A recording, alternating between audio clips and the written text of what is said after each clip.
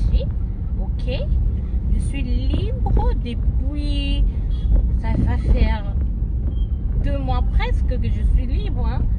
Libre vraiment quoi. Je suis pas fiancée, hein. Je ne suis même pas une célibataire. Tu vas nous montrer Liane moi la malam par rapport à vidéo bima qui va pro. Oui, tu vas quitter quand? Bah qui côté Liane, bah qui côté monsieur.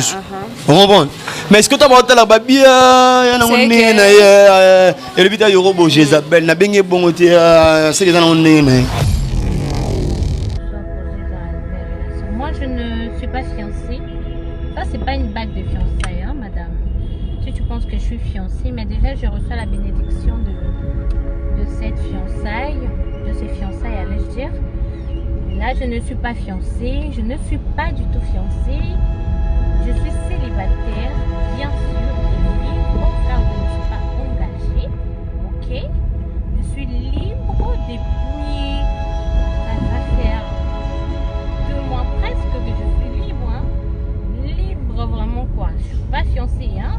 Je ne suis même pas un célibataire engagé, donc je suis célibataire libre. Donc je peux poster, je peux mettre ma bague partout, fiançailles ou non fiançailles, mais attends, je suis pas fiancée. Ah!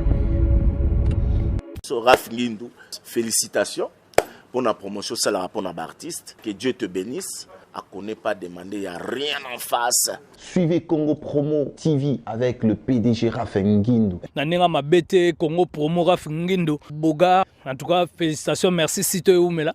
Raph Nguindou, le présentateur de la force créative Congo Promo. Boroto, ça n'a pas militaire dans Congo Promo. Et faites comme moi, allez voir Congo Promo, tv5.com. Donc au nom de Jésus-Christ, nous bénissons le Congo Promo. Avec Raph Nguindou, Congo Promo ne tombera jamais. Nicolo Congo Promo ndé. Ouais, Balobi Raph Nguindou. Congo Promo toujours, grande puissance. Come on. Congo Promo qui t'orgosse net in a film. Congo Promo, babundana nango. Raph Nguindou. Congo Promo. What a plus, what a boss là. Congo Promo deux fois avec le boss Raph Nguindou. Il nous dit les jeunes leaders de la gaille. Artiste Nayo Yeyo. Congo Promo pour la promotion de toute la culture congolaise. Bonjour à tous les internautes, bonjour na balandi na biso nyonso bakunyoso ba mesana kolanda biso toujours na chaîne Nabino Oyobo continue toujours ko s'abonner ezali ngai humble servante Nabino Divine Tiala toujours na kati ya chaîne Oyo kwa na pesi merci na bakunyoso balingaka biso na ba internaute nyonso bo s'abonner massivement na chaîne Oyopo yango nde mutezana toujours pona ko pesa makambo kwa nazanga moko telelo nazana invité na biso na kosenga na cameraman na koti la biso invité na biso bonjour Alvin Lutumba le cadet de la presse. Vraiment, merci Mingi na yo divine dengo au préféré. Oya Mangai, bonjour Nayo, bonjour aussi na bato tout balingara biso, bato tout batala biso partout dans le monde. Vraiment, wana donc directement et pas na lobaka prêtre azala moko. Oya jeune junior ba mo otumbela ngai, so na lobika prêtre azala moko bon ba si l'argent l'appelle papa, mi fune qui a belle va de tous les temps, de tous les jours babi bientôt nzembo na ye single na yo ba salele pa bobi Ronaldinho. Na okinze mwana même chez Biminga na bi oh King Kester à la mugi les sous parce que degré Bobby Ronaldinho c'est que David la Bible m'taime bien vraiment Bobby Ronaldinho ce qu'on banzela memie na senti qu'il a immortalisé King Kester ce qu'on a nengé parce que King Kester da emela rave mi fune qui a belle va a emela déjà na mi fune mi moni sa pardon et ce que Bobby Ronaldinho a yembi yango na ba degré mo boy King Kester a kilelo ce quoi qui on a ba niance mo benga mo na yo qui on habité mo mbalo azandoki ba do alimi ça pour na commenter parce que ça vraiment nzembo tant na yo qui on a sepel nango yango na bi mi fune qui a belle va prêtre l'argent l'appelle papa ainsi que ya Willy Mouchen le véritable code mondial donc surtout dans la santé oyo ngolu ya nzambe mais po ba Willy pe bazalaka so za na boss mo mi poser la question est-ce que oh prêtre Tony parce que bozo seka bozo pesa na ba mbote donc senti que biso ba toana be lo tem to za fier donc on comprend so za na batulora ba maître Vandam goda donc maître oyo Assimi Matete donc il y a venant dans la sécurité à Néron Mbungu donc proche venant sécurité Néron Mbungu maître Vandam donc maître maintenant on est maître si à Boga na PC mot ainsi que junior pour l'assistance il y a caméra Raph Nguindou pour la confiance aux OP Sabiso donc bah question c'est yo bah réponse c'est ngai na PC sous merci na Paul Ga le grand ninja Fernando na PC Mbote sans oublier président Zimbabwe et puis maman Chantal depuis Château Rouge bah maman bazana bango belé mais maman Chantal ndé maman vraiment ya ba maman vraiment Le cadet de la presse, bonne santé.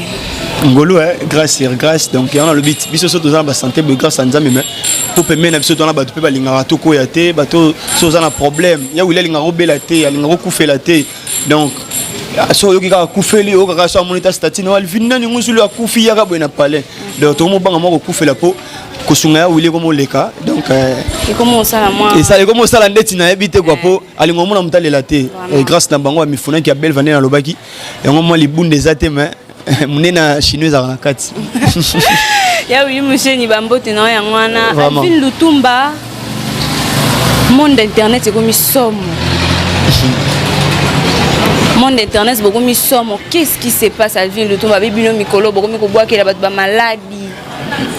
Vraiment. Et puis bandeko donc Alvin Lutumba boire que les divine tia la maladie, ça se conçoit pas. Qu'est-ce qui se passe? En fait, les arts monde internet c'était son rôle bas.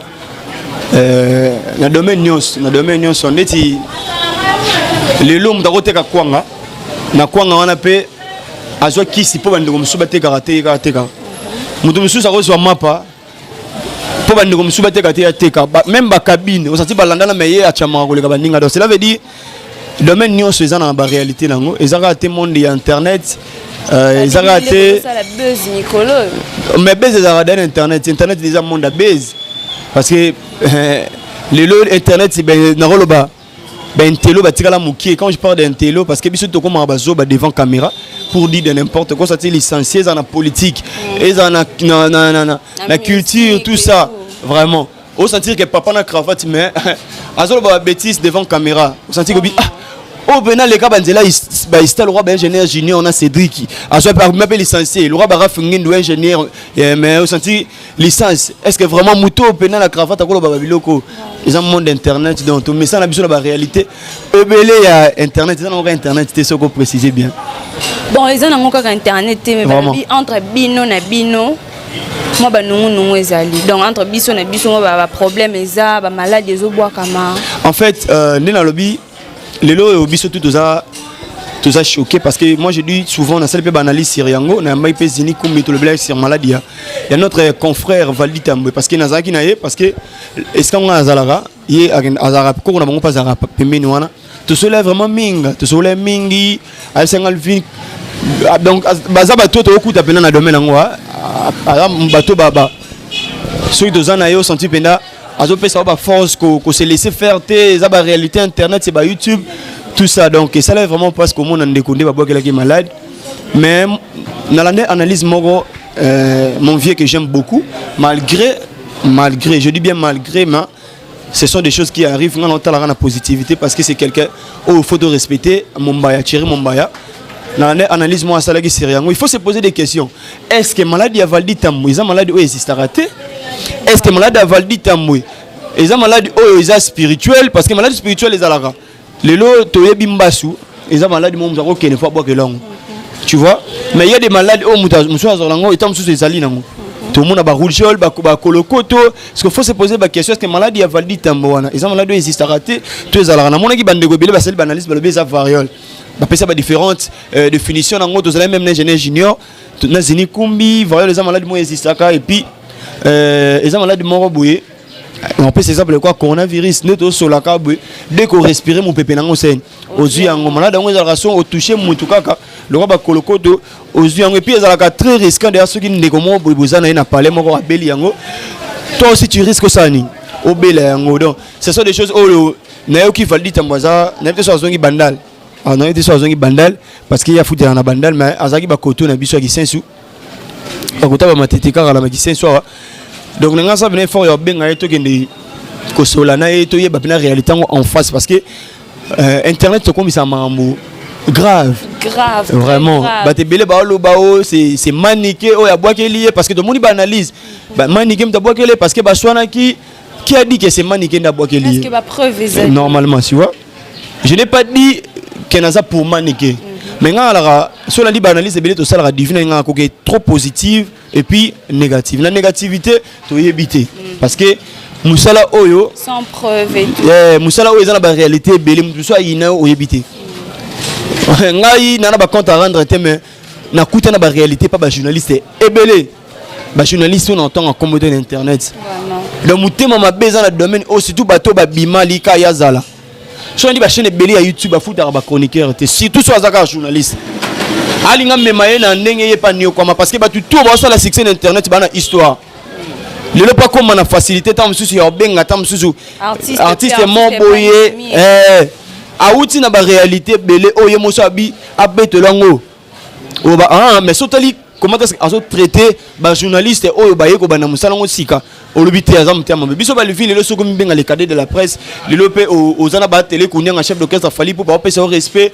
ozana ba bless créateur ozana ba artiste belé ba Félix Oazé quoi est grave on a signalé déjà na octobre à concert déjà ya ils en a Léona oyo déjà mambe qui est bien je pense que Angola nzambe so mambeza bien ba passeport déjà bimaki toza appel na carte Léona na les sungi à Félix Oazé quoi peut-être ça comme makelele ya pour na rater ya za rater que ngana za particularité journaliste mo parce que ba journaliste auto so convier lelo parce que même ba musicien pas comment na ba particularité divine azana journaliste mo privé na yi avant ba za la colo chaîne ba outi pe na ba chaîne na biso to zao ba outi na ba chaîne o outi na ba Congo promo ba nio comme de biso to nio comme maka mais au moins on n'a pas foutu journaliste o azo travailler ngaza na ba ndeko belé ba travailler na ba chaîne na ba journaliste ya on appelle ça conseil mais votre travail na ba chaîne ko ba Rafingindo au foot au tepo peut-être ba tout ce qu'on va comprendre mon peut la mal internet et ça faut ngati moi j'ai fait mon travail mais pour ba doit ta ngai il faut pas comprendre les messages des années et puis et ça par rapport à inviter sa chaîne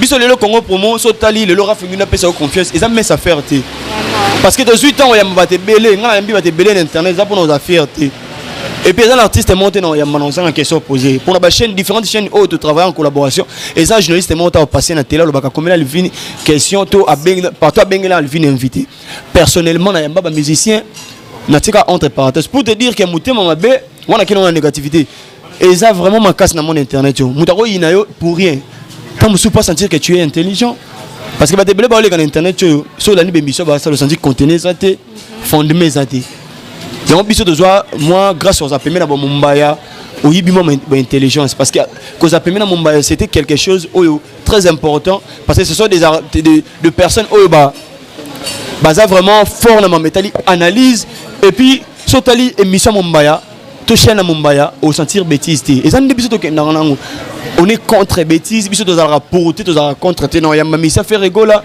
non yamba musicien il y a Fali Poupa, il musicien, il y a Félix Oazé quoi, il y a musicien, il y a Kofi Olomide, tous en la particularité, on a un côté négativité. Mais côté positif, il faut se poser la question, est-ce que maladie a validé Tambo? Et ça maladie ils ont raté, maladie a validé Tambo, ils ont maladie oyo.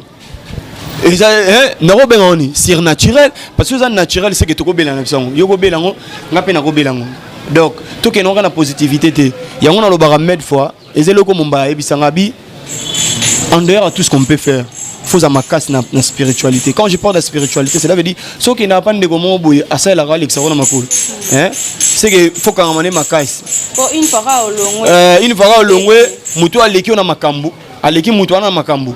A cause on maman. Parce que biso balfin to ebi kiside, faut na ebi avant ça l'émission na na bondeli. Na sali prière na si na ça l'émission na. Donc ils appellent le qu'on a collé pour ma validité. Donc c'est un peu ça. Vraiment, internet, comment est-ce que Alvin Lutumba, mais qui un peu kobeta, c'était les Kambuya Valdi, Tamboen, de Konabiso, ou Aouti Kobela, soi-disant, analyse et salami que maladie ou outil n'a pas comme moutoumoro quelconque, soit outil n'avait pas un moutoumoro boé. Vraiment, il faut qu'on mette ça la analyse. Est-ce que maladie a valdi Tamondé lobby Alvin Lutumba, le cadet de la presse, est ça surnaturel? Est-ce que maladie a raté? Bimi le roi coronavirus, ton n'engeni. Ce que ça la c'est que, on a kobel, on a pas kobel, on a battu sur bakobel, on a ça la analyse selon parti prité. Il faut que ça la analyse droitement. Bobby que nous ça l'analyse, nous contribuer à internet et puis na batunyo sona ba fanatique nyonso oyo balingaka vraiment bouti kolanda comment est-ce que Alvin Lutumba a décortiqué likambu yango hein bo meka un peu ko sala ba analyse yango et ça moi bien quoi na pesi merci na Telji Pepito bambote na malgré l'appel Mikolo ezes soutien na pesi susu merci na batunyo so balingaka biso merci na GK Zoom cameraman ya Zamba na linga kina poste monde internet monde a buzz monde internet monde a makambu monde a ba news le cadeau de la presse Eliane Bafeno na Yorobo bakabwani.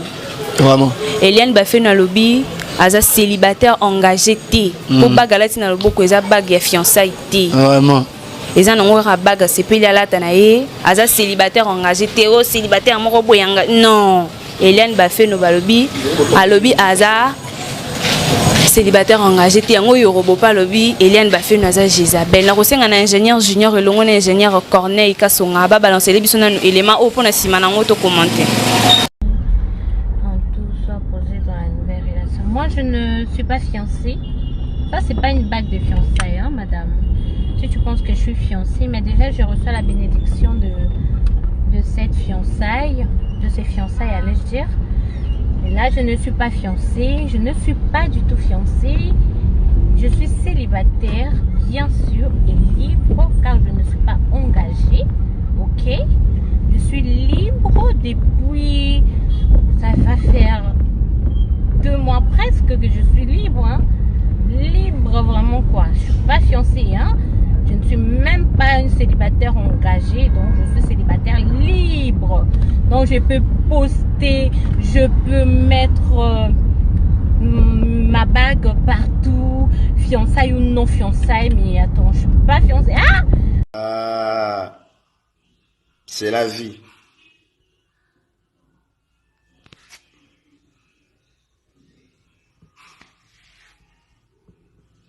La vie de Jézabel, c'est comme ça. Il faut l'accepter telle qu'elle est. Aujourd'hui, si je suis avec une personne, à la base, à nos 15 jours, la personne doit se mettre à la même niveau de ces personnes-là qui comptaient déjà pour moi depuis avant même que la personne arrive. Voilà. Donc, je pense que c'est ça. Si je vois au début que la personne m'influence pour éviter des gens qui étaient déjà là pour moi, sans raison, ça devient bizarre. Voilà tout ce qu'on a l'élément, il y a Eliane vidéo, il y a Eliane où il a posté qui sur internet, qui commente est-ce que Eliane a lobby kaza célibataire engagé vraiment les cadets de la presse. Malobambo ka. Et là on a le beza. Oyebi Eliane oyo et puis ça sur mon internet. Ingénieur Cédric sera l'élément oyo, toi ingénieur junior sera oyebi ça ayebi. Tout la série on a ton nos émission té. Marcelin Mbia et si kazali Marcelin Mbia na PC moté. Dans nos analyse trop ya mam surtout mam itango yindaka Eliane na temps à commenter vraiment parce que c'est sa personnalité un peu influent donc surtout tout temps à commenter ça un peu bien c'est déjà passé. Même en Eliane Batbayebi n'enge et même vision. Moi je me pose la question, est-ce que notre sœur Eliane Bafeno a su maman ça là notre sœur parce que ce qu'on fait aujourd'hui et qu'on rattrape biso lobby parce que ba vidéo au monde auto ça lelo et face à mettre internet 10 ans après tout le monde 10 ans après aux ala comme archive tout bandaka moi quelque peu Eliane Bafeno azana na CV mo très négative. Parce que tout le monde, quand je dis tout le monde, cela veut dire même internet tu vas parcours Eliane Bafeno. Parce que mon bal nini on dit ma n'habite que mbala bala été on dit mal parce que non na yebi réalité oyo ba welelina na yoroboté parce que yoroba mo benga Jezabel. Mais il y a des vidéos yoroba loba aloba na Eliane yene moi sa vie na ye ba commenter sur yango parce que bolingo na bango ezala bolingo mo internet ngana loba la bande ko mo bande hors caméra na bango to fanda li suto lo bela Eliane bakabana na yorobo alfini bino bolinga ka ba bakabana non ngalobi no so yaka na internet e baluka ko moni nyoso yaka na TV ta même ba musicien ba komisa ba musicien ba beba na peka na TV parce que a komisa na TV omoni mudu mususu nga moni nga na bisio nana mambebele ba journaliste ba salanga na loba na ngati na finga na ngati mais na garder na motema surtout mon de ça so mote parce que réalité rattraper biso lobby muto so négliger lelo lo pe ça valeur vous comprenez biso balvin o loba motema il y a des grands internet nga travailler à côté ya batu o sentir ba pesa rayo respect ma pesa chance au travail na parce que tu sais faire bien tu sais bien vraiment bien faire le travail tu comprends à considérer ni na tangela ko nga ba komela nga question t'es pas journaliste moko Alvin a combien de questions non On comprend. Mais tu as tant aux formations pour Dédé Chibambe, on comprend. Ingénieur Serge, appelle à oncle Nanga, Jolili, tantôt le sang, toujours directive. Cela veut dire que maman tout le monde l'internet c'est rattraper biso. Eliane maman ça n'a qu'un côté Eliane. Est-ce que tu as réalité quand moi si en dehors de base et comme on attend tout le monde a Karine Mokonzi. Tout le monde a Karine Mokonzi, nana les Karine Mokonzi na base l'internet. Vraiment. N'habite biso là qui chaque jour OK bandal, au bien invité te mais il va aux émissions Karine Mokonzi. Oh Karine Mokonzi ba finir panani au bien asini kumbi. Analyse Boutalami. Karine Mokonzi boy, mais le Karine Mokonzi tout le monde a mama libala na e. Mama libala na e, senti que mutu tali que oh en dehors de base na za mutu, funa za na mwana, funa bota parce que internet c'est le cas. Internet ba to belé bazana succès internet que internet est quoi ça bango. Internet c'est même rappela boy. Et Matisio et Matisio mettre mon collègue ça là boy. Ba reconnaître même artiste belé. Même artiste belé to citer ba comme une émission zini kombi bazala firme le ba tikela kombo. Oui nous ça retika kombo hein. Mais on sorti makambo. Il y a les soutés. On comprend. Les lots ba yebi artiste moi quelconque. So pas l'équipe va reconnaître mais nezala pena makambo ça souté pour ani amitié boy. Ami Matisse. Donc on est encore ba il y a YouTube. C'est ça. On est encore ba analyse tout ça là par rapport OK. Elle va dire mon monsieur na téléphone au tsango te mais so l'équipe na ba ko yembana. Oui, on peut les guider na téléphone mais nzembo pene si là. Cela veut dire que bato ebele basara makambo pour ça ni. Et les caméras des bateaux basara makambo pour na vie internet c'est ça. Justice té. C'est justice té parce que biso bata YouTube journaliste ba colochen to luka iskama le maecho là. Tu vas sentir que muto na za makambo to no landa yo to landi yo mukolo aussi là to seni. To longwe. C'est Eliane Zara na actualité 2020. Na si mag internet. Eliane côté OK Eliane mon s'entendre et kendaga Yoruba zongi sango lisusu. Donc par rapport à la séparation Eliane na Yoruba na kena côté Eliane Yoruba notre sœur est-ce qu'il va m'embrasser ça là parce que collègue on a TV ko bake naza lisusu fiancé tout ça mais j'ai des vidéos ba vidéo musu na tala ba bina biso libala bango ezana jier au bena libala on bon le pour dire que ba toi ça makambu ah vous savez bien muto ça m'a fait conscience pour pas bénéficier kaka azala ba bonné bénéficier parce que il est là mutu mo boye akosa biloko te to yebit na tala ba vidéo wana te hein parce que ça qui le bomba te on comprend même ba pasteur ba na ba groupe on senti ba vidéo monsieur côté qui me télécharger en moko on a volontaire tala ngote motali yango pour dire que notre sœur a mutu mo face conscience il faut sa mémoire na kimia à l'avenir. On va internet et maïtayo même collègue qui tayo aussi li pour libéla. Je ne suis pas contre Eliane on a banduka basi. Ça fait mal il y a autant on a biso vie au azo mené il y a changé ni compte Instagram na ngai sur ma photo pourquoi on a abonné belan dehors tout ça. En dehors tout ça bat bana mbongo belé ba kufat. C'est ça. Bat bazana ba mbongo ba lié ba mbongo internet tout ça bat ba vivre ben internet yo. Et belé bazata belé ba kenda et belé ba tikango. Cela veut dire que les gens ont $100 au liaka parce que les gens ont finga na TV pour $50 $100 ba PC finga ngani a fini mais en dehors tout ça yo moko vina yo c'est ça neti ngalo bangana na parcours belé ya vie nana moi muke na bani musalo mwana muke parce que ba mikolo na biso na mondo bali déjà nana carrière belé no linga te na baby sango lelo pour rattraper nga lobby lelo divine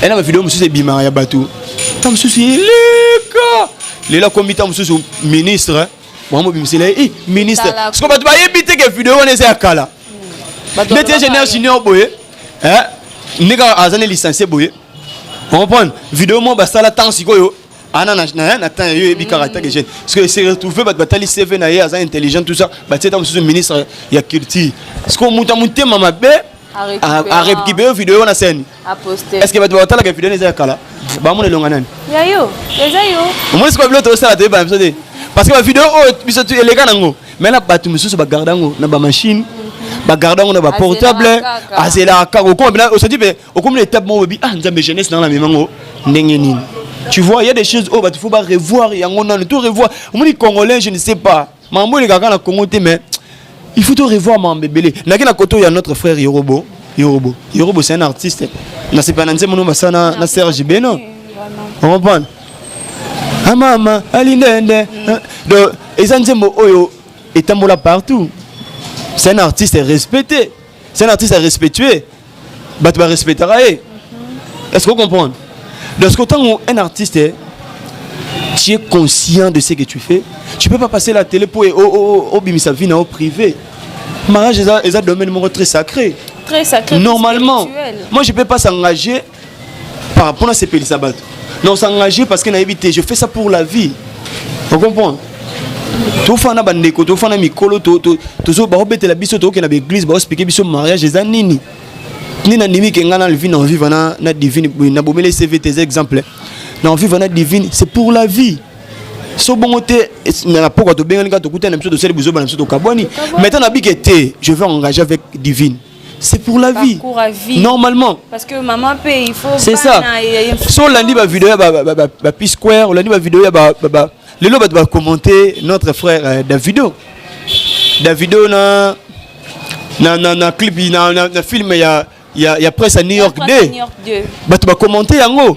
C'est un artiste, visuel artiste parce que c'est film non monde va saler 30 ans pour ça non 30 ans. Ngaza 30 ans. Ça veut dire bah ça le film na na botamide.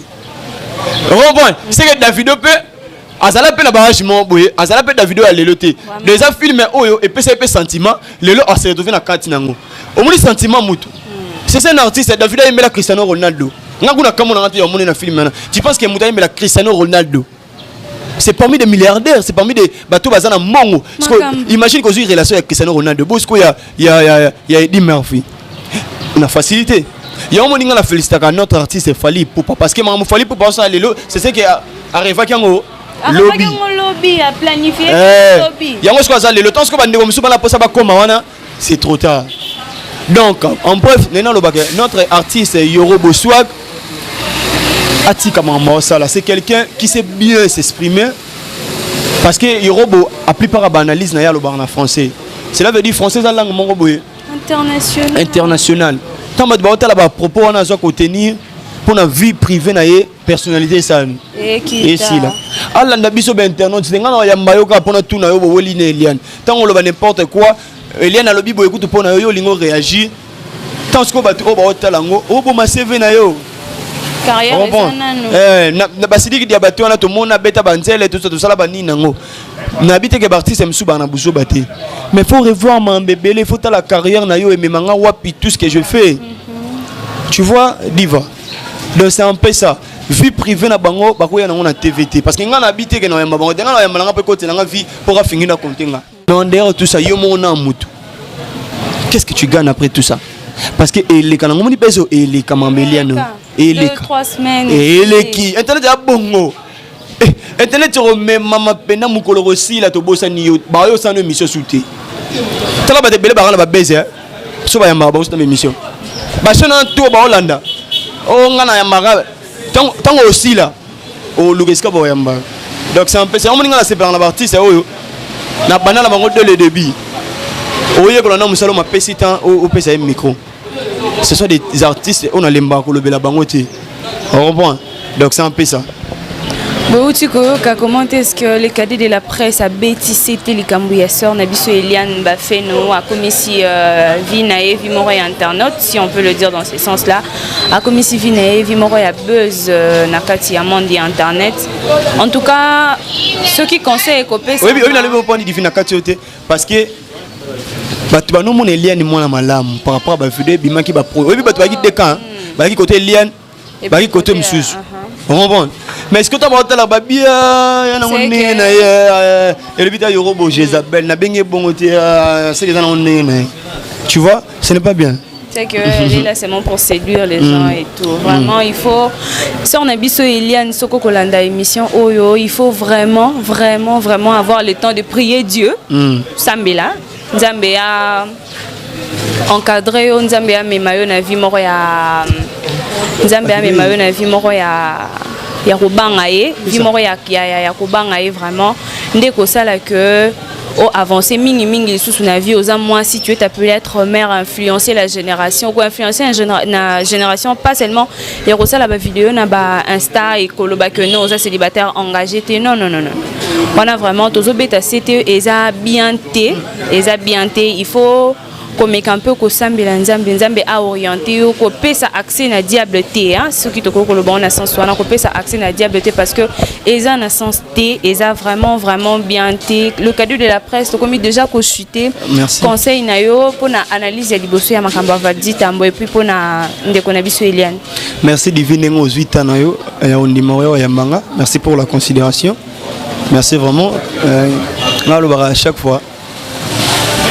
Vouloir c'est pouvoir. Nous sommes tous ça les gens en réalité obstacle belé mais ceux qui te foxé quand tu commences pour nzamba olinga ma bega cause un problème à batu côté si comment boyer causer l'autre un jour donc tu vois parce qu'en dehors tout ce qu'on fait tout ça dans ma famille au bataille la rabisso les choses en passe au ça famille peut passer puis bandeko balinga rayo donc courage d'abord pour nous saluer tout ça là et là on a rôle baka en globalité ya mamnos tout ça to lobby et ça que dès le départ dans le baki valide Amazo sur la kiss et puis tous ensemble la ponaye je crois que Ario Kanaï et puis tous ces blagues on est listé sur à ça la mission net au message parce que valide ce sont des personnes un peu intelligents mais internet là parmi quand on parle de Mumbaya on parle des Popol Mopasso là bado yue on parle des Papimboma on a niveau peine à internet na biso ba to azo biso ba konifuati mais surtout on est tout de te internet parce que bato ba konifuati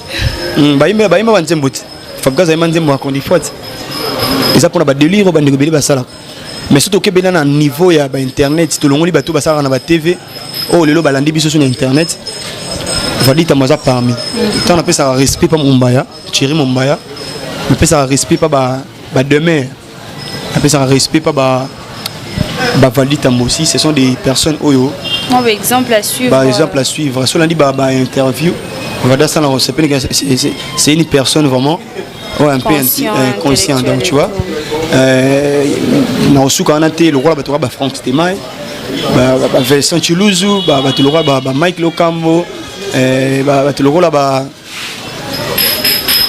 tubele il y a internet on va samsa na bango bien ma concert la Lyon les live moi mingi ba la douce Fora Deborah Fora la douce ce sont des personnes au bas salam sala avec conscience bande konanga scotio to zane pe na Congo promo et si gena bino divine bato ba salam sala avec vision tu vois va dire pas dans la catch on a tous ces places comme on a na ba plateau ezala kitoko donc pour na mambo eliena na Yorobo Swag batika ko Italie vina ba on internet parce qu'en dehors tout ce qu'on fait réalité monsieur de la vision normalement donc internet ils ont un monde tout s'amuser c'est là bas belé mais au père de nin peut-être ba valeur mon au koka kozongo li suscité donc c'est un peu ça maintenant ba tout ba landé bisopé maintenant mi fone qui a belle va de tous les temps de tous les jours prêtre l'argent l'appelle papa il y a voulu machine véritable code mondial Joseph Mbachi na répatant soin Joseph Mbachi mbote na ngona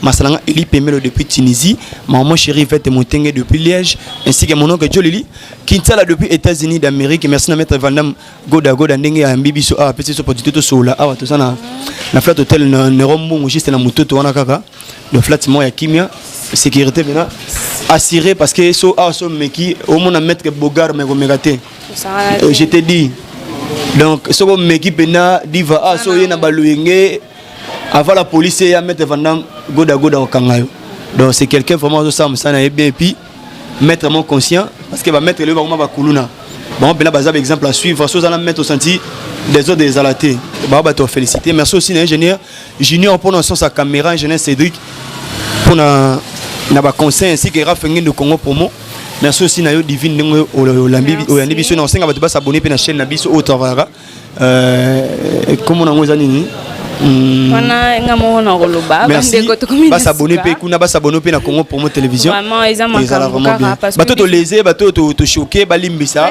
ba popo mususu donc c'est un peu ça parce que les moi musala ndeka kizala rabo limbisa vraiment parce que ils ont musala na biso il faut quand même ko beta cette place où ebebaki il faut ko lober la place moko boye tengamaki et tout na pesi merci na batunyo so ba internet nyo so balingaka biso na pesi merci na Alvin Lutumba pour na présence na pesi merci na batunyo so balingaka biso na pesi merci na président Zimbabwe et puis Paolo Fernando na pesi mbote sans oublier maman Chantal depuis Château Rouge bambote na yangwana na pesi susu merci na Divaston depuis Paris na pesi bambote et puis merci na bato o bandimi to ça l'émission awa maître Vandam na pesi merci et puis sans oublier Corneille na sima la caméra bon continue toujours que s'abonner na chaîne Oyo parce que ça toujours on a pour couper ça mino actualité à malonga talaka divine tia la zawana c'est que makambo ezali quoi tukutani ngana bino prochainement.